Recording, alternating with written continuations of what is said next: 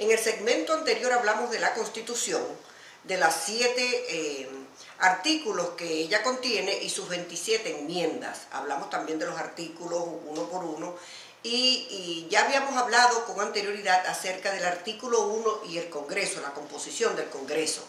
Y también hablamos de la Carta de los Derechos o Bill of Rights, que son las 10 primeras enmiendas de la Constitución que habla de los derechos inherentes a la persona. Ahora vamos a entrar en el artículo número 2 de la Constitución, que habla del poder ejecutivo, que es el presidente y el vicepresidente.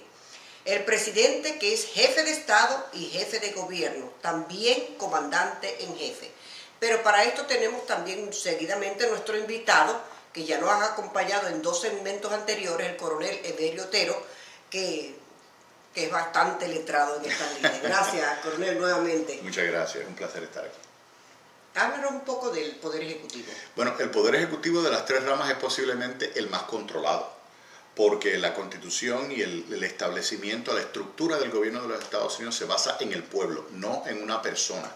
Y es un resultado del establecimiento de la República de Estados Unidos, de lo que es Estados Unidos hoy en día, fue precisamente como una revolución a los abusos de la monarquía de Jorge V en Inglaterra. Así que no vamos a poner todo el poder en una sola persona. Quiere decir que la rama ejecutiva, que está dirigida por el presidente de los Estados Unidos, se supedita a los deseos del Congreso y las decisiones judiciales de la Corte Suprema de los Estados Unidos.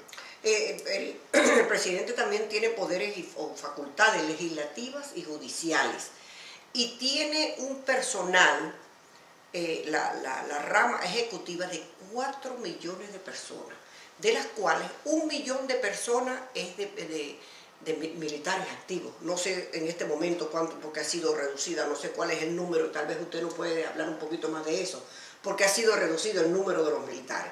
Pero antiguamente teníamos 1 millón de personas activas militarmente. Eso es así. El presidente de los Estados Unidos es el comandante de las fuerzas militares. Muy pocas veces se ha ejecutado, usualmente difieren estas decisiones a los jefes del ejército, de la armada, de la fuerza aérea y de la marina. Pero el presidente tiene su opción de vetar, de diferir y de controlar las decisiones de la rama militar. Es cierto de que tiene 1 millón de personas, pero como el presidente está sobre los militares en Estados Unidos, es claro en la milicia de Estados Unidos de que quedan bajo control civil. La rama militar de Estados Unidos jamás tendrá, dentro de su contextura y su participación de día a día, una idea de hacer un golpe de Estado ni ese tipo de cosas, porque no existe en Estados Unidos. Se supedita a lo civil.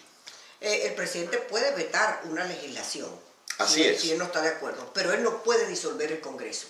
No. Y tampoco y puede también declarar la guerra por un periodo de 3 meses. ¿Es cierto eso? Los poderes, la acta que el Congreso le cedió al presidente es la acta de poderes de guerra, que son por 90 días el presidente puede energizar las fuerzas militares, desplazarlas a donde tenga que ver, pero a los 90 días, por ley, tiene que volver al Congreso para pedir extensión de ese mandato.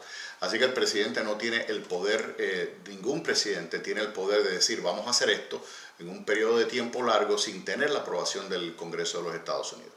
Él también puede elegir los jueces de la Corte Suprema y los jueces federales. Es correcto, él los nomina, pero una vez más vuelve al proceso del Congreso, vuelve al pueblo.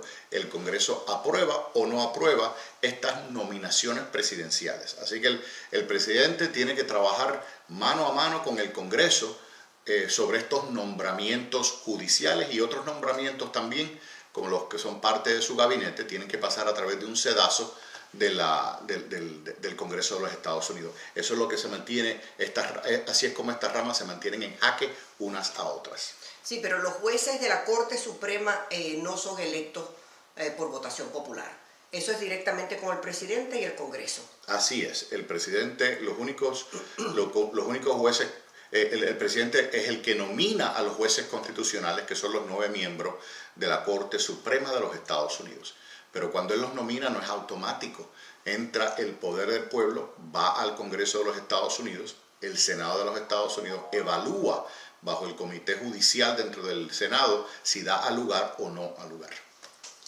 Bueno, amigos, aquí tenemos otra parte de nuestro segmento número 7 de Únete y Conoce a tu Gobierno, hablando del Poder Ejecutivo, el artículo número 2 de nuestra Constitución de este gran país, los Estados Unidos de América. Gracias, coronel, y nos vemos en el próximo segmento. Un placer, gracias, Norma.